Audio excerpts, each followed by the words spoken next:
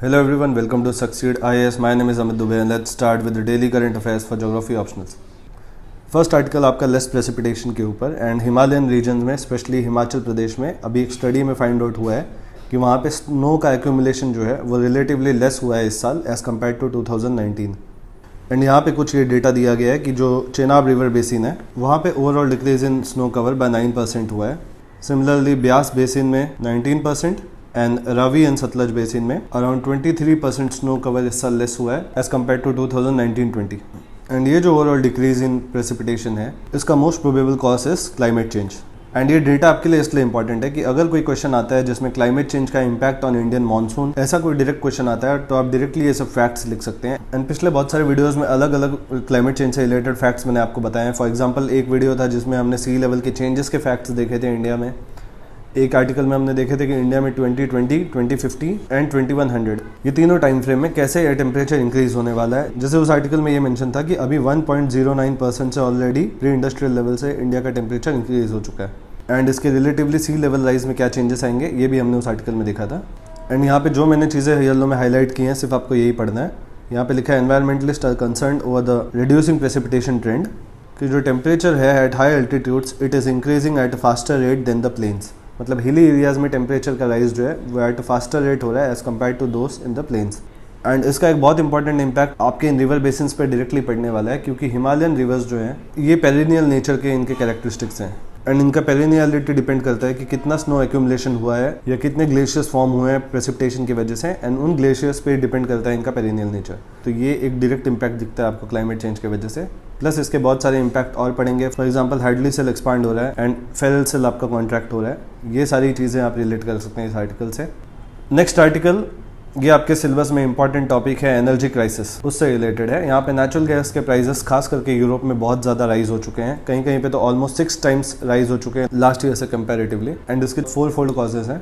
One particular cause is economic recovery. Covid में से demand बहुत फॉल हो गया था and after Covid economic recovery काफ़ी फास्ट हुआ है. इस वजह से सडन सर्ज इन डिमांड आया है, वो एक रीज़न है.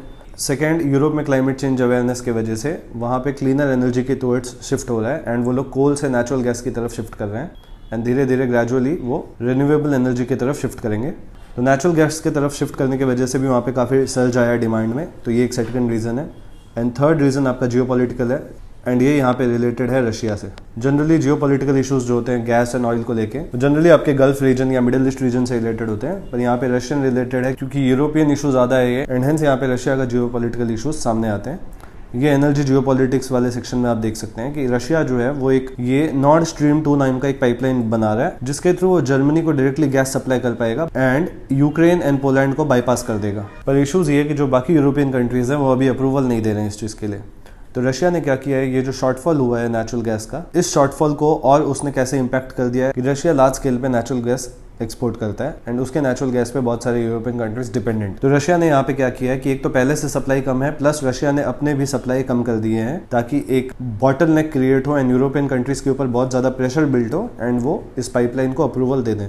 तो इसलिए रशिया ने भी अपनी सप्लाई गिरा दी है एंड ओवरऑल बहुत ज़्यादा डिजास्टरस सिचुएशन हो गया है यूरोपियन कंट्रीज़ में. तो ये हमने कॉजेज देख लिए हैं कि क्यों नेचुरल गैस के प्राइसेस राइज हो रही हैं. अगर कोई क्वेश्चन आपका आता है तो आप इसको मेंशन कर सकते हैं. तो इस तरीके से आपको करंट अफेयर्स को आपके ज्योग्राफी ऑप्शनल के सिलेबस से रिलेट करके एक effective and to the point answer create करने हैं. अगर आपको पेपर 2 या पेपर 1 में मार्क्स चाहिए तो आपको ऐसे स्मार्ट वर्क करना पड़ेगा. नेक्स्ट आर्टिकल आपका स्टबल बर्निंग के ऊपर है. विंटर्स आ रहा है एंड ये स्टबल बर्निंग का इशू अब काफी टाइम न्यूज में रहेगा. इस बार दिल्ली गवर्नमेंट एंड हरियाणा की गवर्नमेंट ने कुछ काफी सारे स्टेप्स सजेस्ट किए हैं. एक पर्टिकुलर स्टेप यहाँ पे मेंशन है, ये आपका स्प्रेइंग ऑफ बायोडिकम्पोजर सॉल्यूशंस है. ये सॉल्यूशन पूसा एग्रीकल्चर इंस्टीट्यूट से डेवलप हुआ है एंड अकॉर्डिंग टू गवर्नमेंट ये काफी इफेक्टिव रहा है. इस सॉल्यूशन में क्या है कि जो ये बायोडिकम्पोजर सॉल्यूशन है ये सॉल्यूशन फार्मर्स को फ्री में दिया जाएगा एंड फार्मर्स इसको अपने फील्ड पे स्प्रे करवाएंगे एंड आफ्टर सम टाइम जो स्टबल है इस स्प्रे के इफेक्ट से ये डिकम्पोज हो जाएगा एंड सॉइल की फर्टिलिटी को इंक्रीज करेगा. तो एक सॉल्यूशन तो ये है. इस बार देखते हैं कि इसका आउटकम क्या आता है. एक और सॉल्यूशन जो हमने करंट अफेयर्स में कुछ हफ्ते पहले देखे थे उसमें क्या था कि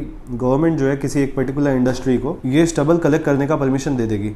वो पर्टिकुलर इंडस्ट्रीज ये स्टबल कलेक्ट करके इसको एज अ मैन्योर डेवलप कर लेंगे. फार्मर्स को कुछ मॉनिटरी हेल्प देंगे ये स्टबल कलेक्ट करने के लिए एंड उसके बाद उस स्टबल को मैन्योर में कन्वर्ट करके वापस फार्मर्स इनसे चीप रेट्स में खरीद सकते हैं। तो ये भी एक सॉल्यूशन है। अब देखते हैं ये भी कितना सक्सेसफुल होता है। तो ये सब जो कुछ स्टेप्स हैं गवर्नमेंट के, क्वेश्चन आता है कि स्टबल बर्निंग पे गवर्नमेंट का क्या एटीट्यूड रहा है या क्या स्टेप्स रहे हैं, तो ये सारे स्टेप्स आप डायरेक्टली लिख सकते हैं।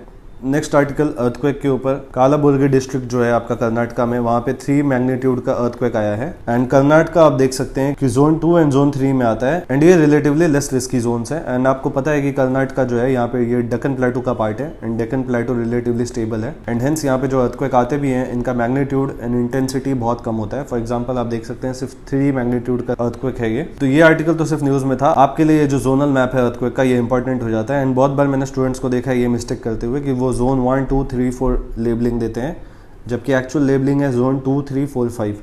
जोन 1 इंडिया में है ही नहीं, तो इसलिए ऐसा मिस्टेक मत करना। इंडिया में क्योंकि टेक्टोनिक प्लेट्स एक्टिव हैं, तो इसलिए यहाँ पे अर्थक्वेक थोड़ा बहुत तो आता ही रहता है हर रीजन्स में। एंड यहाँ पे आप ये फैक्ट देख सकते हैं कि around 60% of land area of India is liable to seismic hazard damage. And earthquake वाले क्वेश्चंस पे ये मैप आपको कंपल्सरीली बनाना है। नेक्स्ट आर्टिकल आपका मैप मार्किंग के लिए इंपॉर्टेंट है। ये आपके पेपर 2 में जो मैप मार्किंग के लोकेशंस आते हैं, 2 मार्क्स पर लोकेशन, ये उसलिए इंपॉर्टेंट है। And Jim Corbett national park काफी टाइम से न्यूज में है क्योंकि इसका नाम चेंज करने की बात हो रही है, तो इसलिए Jim Corbett national park plus Ramganga river, जो रिवर इस पार्क से फ्लो होती है वो रिवर, ये दोनों इंपॉर्टेंट है। एंड यहाँ पे नैनीताल भी मेंशन्ड है, तो नैनीताल भी आप लोग देख सकते हैं।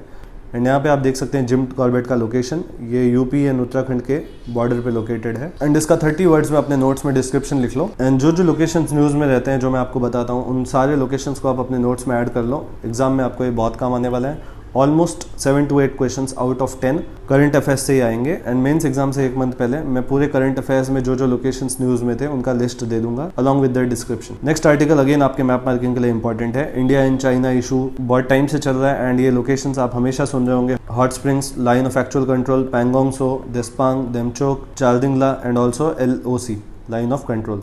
यहाँ पे कुछ लोकेशंस आप देख सकते हैं, दौलत बेग ओल्डी, देस्पांग, गालवान एंड दरबुक। प्लस यहाँ पे कुछ और लोकेशंस है आपके, हॉट स्प्रिंग्स, पैंगोंग सो, ये अगेन आपका दौलत बेग ओल्डी हो गया। ये रेड लाइन आपका लाइन ऑफ एक्चुअल कंट्रोल है एंड ये आपका लाइन ऑफ कंट्रोल है। तो इन सारे लोकेशंस को भी आप ऐड कर लो अपने नोट्स में। इन लोकेशंस में से एक लोकेशन तो एग्जाम में आ ही सकता है इस साल। एंड ये जितने भी लोकेशंस हैं इस आर्टिकल में, ये ऑलमोस्ट सारे लोकेशंस को मैंने मार्च के मंथली मैगजीन वाले वीडियो में भी कवर किया हुआ है।